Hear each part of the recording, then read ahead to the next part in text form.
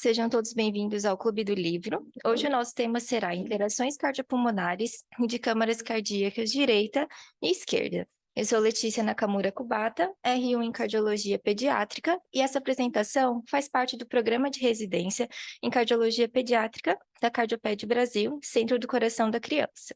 O tema foi baseado no capítulo 26 do livro Moss and Adams Heart Disease, que é a nossa bibliografia base. Nesta aula, então, vamos abordar alguns conceitos da fisiologia cardiovascular, como, por exemplo, aquelas relacionadas à pressão e a volume, além de abordar também sobre algumas características particulares das câmaras cardíacas, tanto direitas quanto comparadas com as câmaras cardíacas esquerdas e vice-versa. Bom, para conhecermos melhor como que é a hemodinâmica do coração direito e do coração esquerdo, temos que entender alguns conceitos, como o conceito do trabalho mecânico. O trabalho mecânico nada mais é que a capacidade dos ventrículos de bombear o sangue para fora do coração, ou seja, para a circulação sistêmica. Ele é conhecido como uma função do volume sistólico e da pressão ventricular, que é descrito em um gráfico bem conhecido, do gráfico de curva de pressão e volume, que eu vou mostrar no slide a seguir. Além disso, outro conceito importante que nós devemos saber é sobre o débito cardíaco. O débito cardíaco, ele representa a quantidade de sangue que o coração bombeia para a circulação em determinado período de tempo. De maneira geral, o débito cardíaco médio do ventrículo direito, ele deve se igualar ao débito cardíaco do ventrículo esquerdo. No entanto, o mecanismo pelo qual isso é alcançado é muito diferente. Enquanto um VD realiza aproximadamente um quarto do trabalho mecânico, quando a gente se compara com o homólogo do seu ventrículo esquerdo. Isso vai ficar melhor ilustrado no slide a seguir. Aqui, então, temos uma representação esquemática das relações de pressão e volume do ventrículo direito, que é esse em sombreado, e do ventrículo esquerdo, que é esse em branco. O trabalho sistólico do VD é essa área, contida aqui pelo loop em azul, e a área contida pelo loop em branco, a do ventrículo esquerdo. Analisando, então, aqui no eixo X, que é o eixo horizontal, temos o volume medido em ml, e no eixo Y, a pressão em milímetros de mercúrio. Assim, quando a gente compara cada um deles, temos algumas considerações a fazer. A pressão desenvolvida no VD, ele é mais baixo. Então, quando a gente compara aqui no eixo Y, a gente vê que o VD, ele fica menor, né? Ele fica abaixo, enquanto o VE fica no seu correspondente mais acima. Além de que essa forma trapezoide de sua curva, ela vai reduzir ainda mais a quantidade do trabalho realizado para gerar o débito cardíaco, né? Então, a gente comparando, nós percebemos que a área em azul, ela é menor que a área comparada ao ventrículo esquerdo, que ele vai ser, então, maior em volume e em pressão. Já o ventrículo esquerdo, ele vai funcionar como uma bomba de onda quadrada, né? Como a gente pode perceber aqui no gráfico, né? Ele tem as arestas, lembra bastante um quadrado. E isso, o que significa? Isso significa que ele consegue bombear sangue de uma maneira mais constante e eficiente, funcionando de uma forma mais uniforme ao longo de todo o ciclo cardíaco. E o seu trabalho na sístole, ele é bem representado como uma fórmula, né, do trabalho sistólico, que seria o trabalho sistólico, seria o volume total, né, o volume sistólico do sangue que foi ejetado, menos a pressão máxima e a pressão mínima do ventrículo. Seria como se fosse para a gente calcular matematicamente a área, né? Então, a gente veria o volume, seria, por exemplo, essa aresta, e a parte de cima, que seria a pressão máxima menos a pressão mínima do ventrículo esquerdo. Agora falando um pouquinho mais sobre o ventrículo direito, né? Lembrando que ele era aquele no loop azul de menor área. Existe uma das características que explicam por que dele ter essa forma em trapezoide. Para que o VD ele tenha as pressões menores comparadas com as pressões do ventrículo esquerdo, a resistência vascular pulmonar ela precisa ser baixa. E, de maneira geral, o leito vascular pulmonar ele está sempre vasodilatado no seu máximo, ao contrário do sistema vascular sistêmico, que reflete um equilíbrio dinâmico, tanto de influências vasodilatadoras quanto de influências vasoconstritoras. Tanto que em condições normais, a inalação do óxido nítrico, por exemplo, ele não reduz em nada a resistência vascular pulmonar. Já o NO, quando ele é utilizado em pacientes em estado de resistência vascular pulmonar aumentada, ele vai ter sim o seu efeito. E para que exista essa baixa resistência vascular pulmonar, é preciso, então, de um endotélio saudável, de uma função pulmonar normal. E quando isso não é possível, né, temos algumas situações que estão representadas aqui neste gráfico. Então, nele temos aqui no eixo X o volume pulmonar e no eixo Y a resistência vascular pulmonar. E aqui a gente tem, então, algumas situações. Quando temos situações em que o pulmão ele não está inflado totalmente, como, por exemplo, nos casos de atelectasias, hipoxemia alveolar secundária, vamos ter o aumento da resistência vascular pulmonar. Assim, também como ocorre quando os pulmões estiverem superinflados, como que acontece quando há, por exemplo, um estiramento alveolar ou um aumento da pressão aérea, como no uso de ventilação mecânica invasiva com pressão positiva. Ou seja, isso mostra que essas situações que aumentam a resistência vascular, elas podem, né, elas devem ser evitadas sempre que a gente for querer diminuir a pós-carga do ventrículo direito. Ainda falando um pouco sobre essa relação entre coração e pulmão, temos mais alguns detalhes. Os pulmões e o movimento respiratório, eles possuem uma grande interferência na fisiologia da circulação. Vamos citar aqui algumas de suas ações e seus efeitos sobre sua hemodinâmica. Então, aqui na inspiração, né, temos a descida do diafragma, o que vai levar a uma queda da pressão pleural, cerca de 3 a 5 centímetros de água, e a um aumento concomitante da pressão intraabdominal. E essas duas mudanças, elas vão resultar em um aumento no retorno venoso e um aumento no volume sistólico do VD, né, de acordo com o mecanismo de Frank-Starling. Portanto, a gente tem um aumento e uma diminuição do débito cardíaco de aproximadamente 10 a 15% durante todo o ciclo cardíaco. Então, ele vai oscilando, ora aumenta, ora diminui, de acordo com o movimento respiratório. Também a gente tem uma grande influência da ventilação mecânica na fisiologia hemodinâmica. Então, baseada nesse mesmo princípio, quando a gente aplica uma ventilação artificial, a gente também vai ter alguns efeitos no organismo. Então, de maneira oposta à respiração normal, né, tivemos um estudo realizado por Cornam na década de 1940, e ele mostrou que a ventilação com pressão positiva, né, realizada, por exemplo, por meio de uma máscara, em voluntários que estavam conscientes, levou a uma queda do débito cardíaco de aproximadamente 10 a 15%.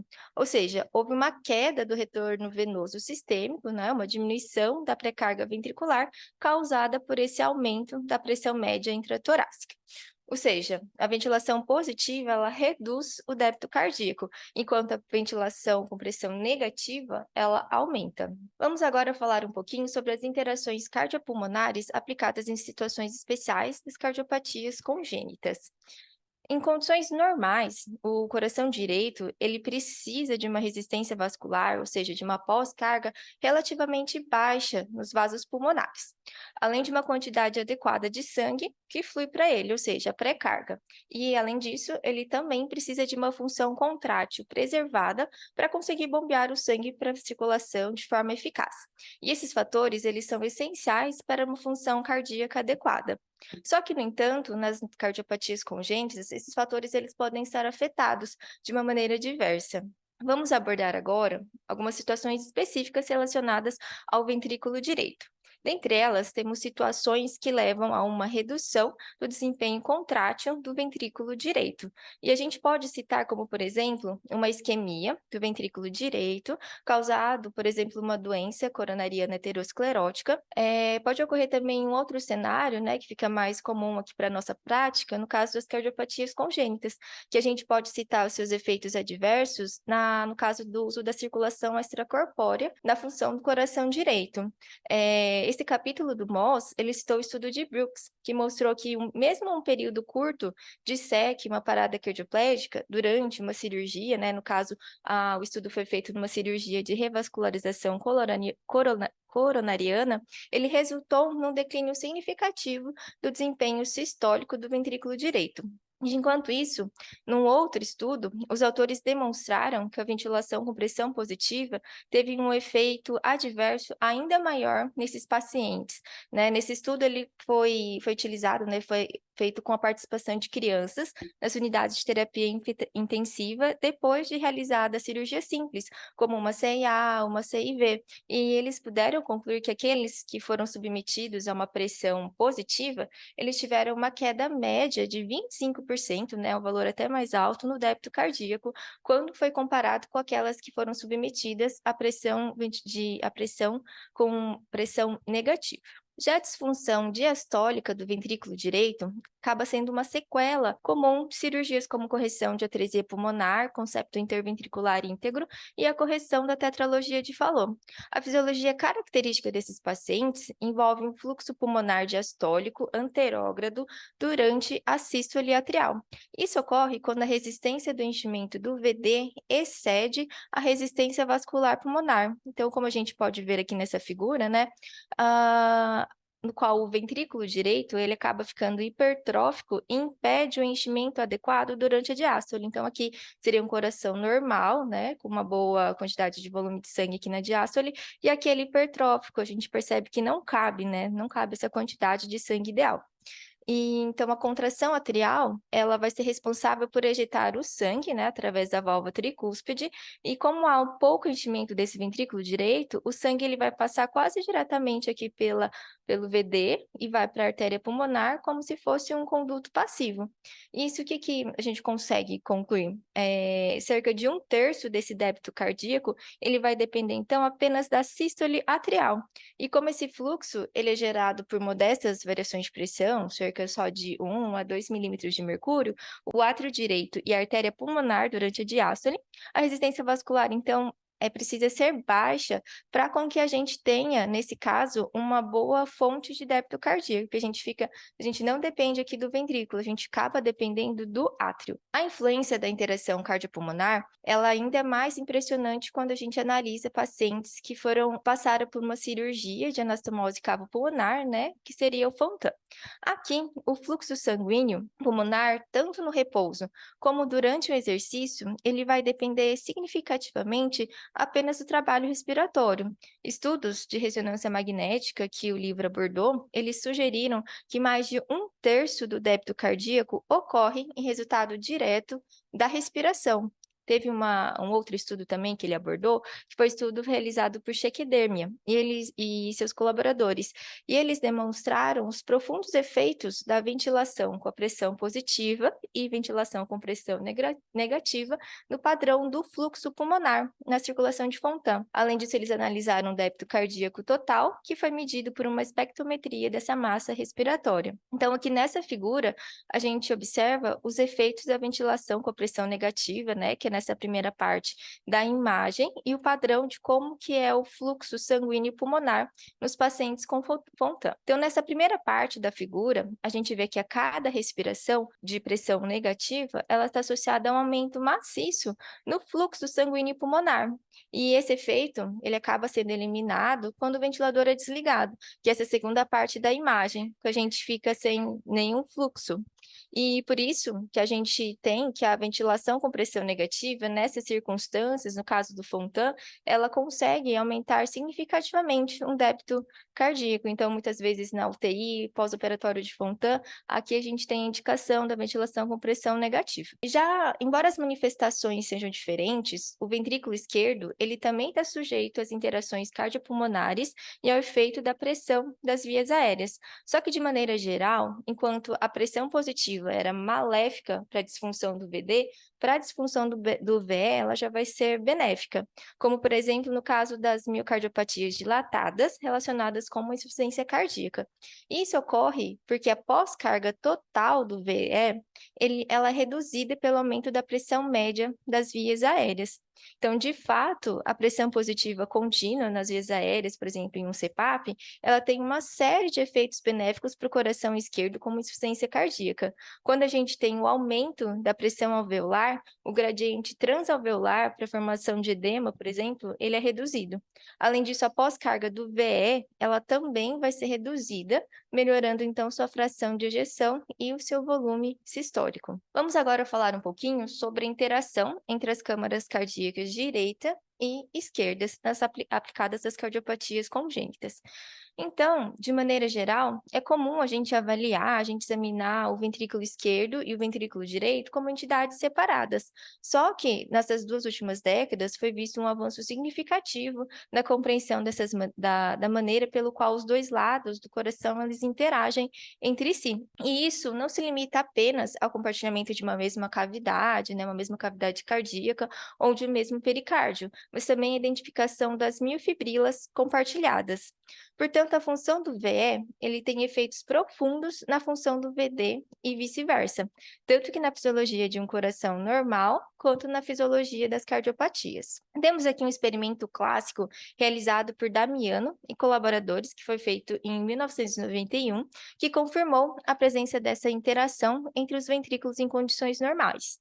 Esse estudo, ele foi elaborado no modelo experimental, que avaliaram os ventrículos eletricamente isolados, né, só que mecanicamente contidos, ou seja, eles foram separados eletricamente, porém mantiveram-se um ao lado do outro, no qual foi estimulado, teve seu estímulo de uma forma individual, como a gente vê nessa figura. Nessas circunstâncias, a estimulação do ventrículo direito, né, que é esse aqui embaixo, ele praticamente não teve efeitos mecânicos no ventrículo esquerdo do coração, como a gente pode ver.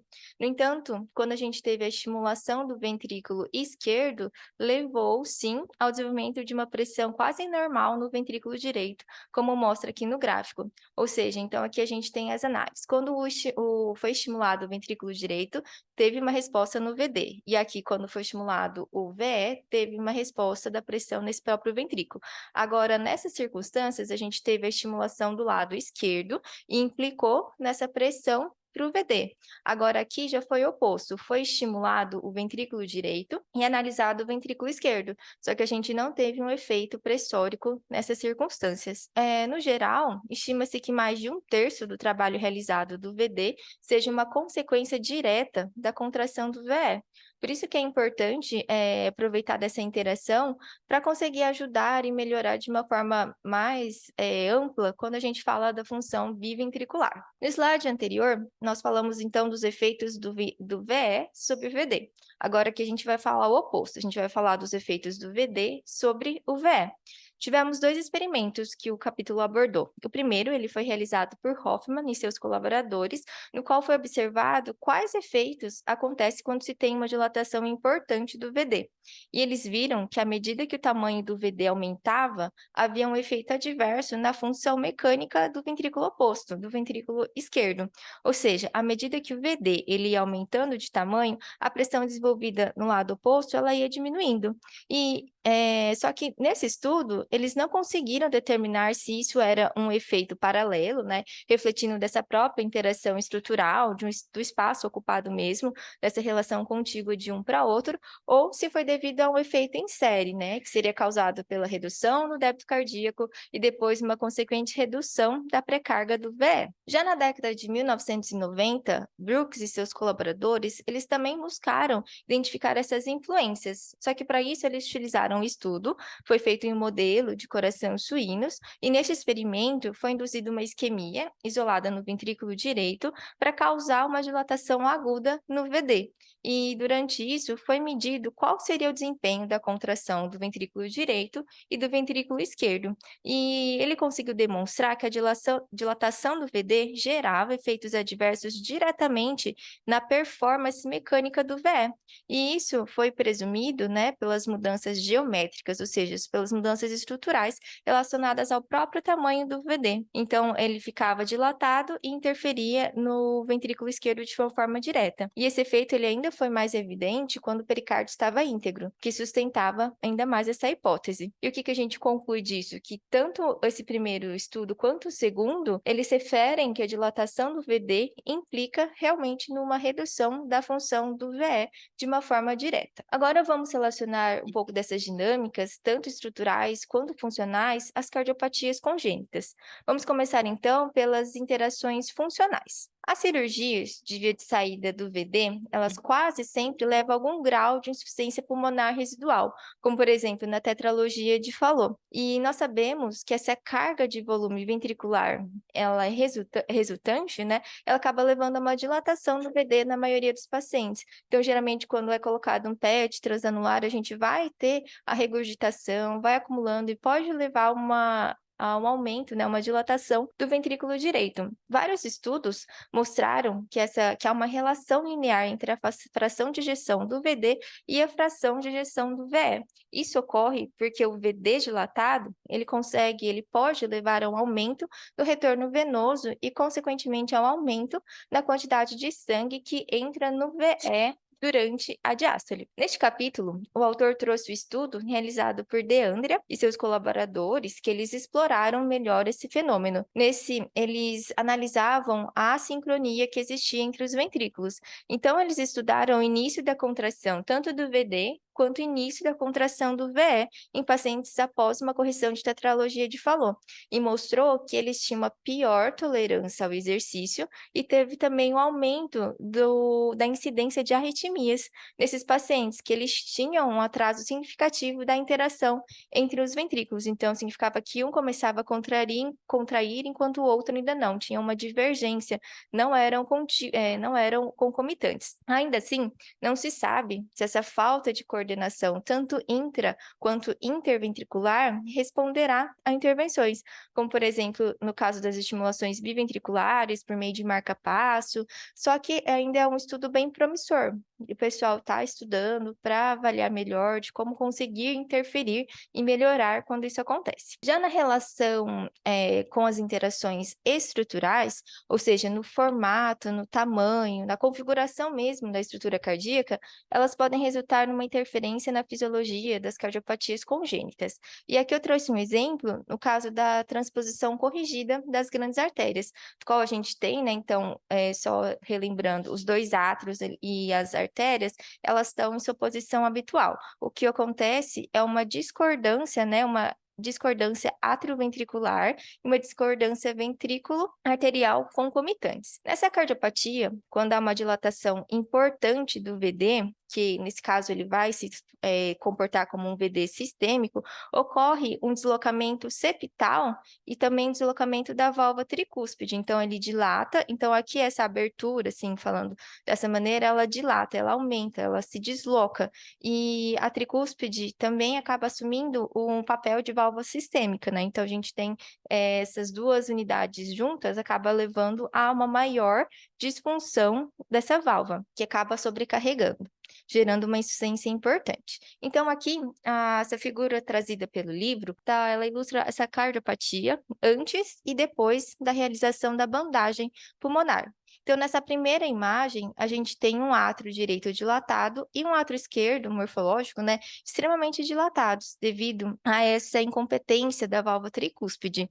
Já a imagem abaixo mostra uma redução da insuficiência tricúspide. A gente percebe que aqui era bem mais evidente e aqui já melhorou bastante depois da realização da bandagem pulmonar. E essa redução da insuficiência tricúspide e a redução do tamanho do átrio esquerdo ocorreram como consequências da bandagem da artéria pulmonar, que também gerou um aumento da pressão do VE. Então, bandou, nós tivemos aqui uma sobrecarga no VE, que ele começou a ter um aumento de pressão. E essa hipertensão do ventrículo esquerdo vai induzir o deslocamento do septo em direção ao ventrículo direito sistêmico. Então, que antes estava dilatado, agora, como o VE está hipertrófico, ele vai empurrar, vai deslocar o septo mais em direção ao ventrículo direito sistêmico, levando a uma restauração, então, do contato dessas válvulas da válvula tricúspide. Então, antes, aqui ela estava bem aberta, né, bem deslocada. Aqui, como teve a hipertrofia desse lado, ela se deslocou, tentando voltar à sua normalidade. E aí, como resultado, nós tivemos, então, o átrio esquerdo reduzido, né, e reduzido a insuficiência tricúspide.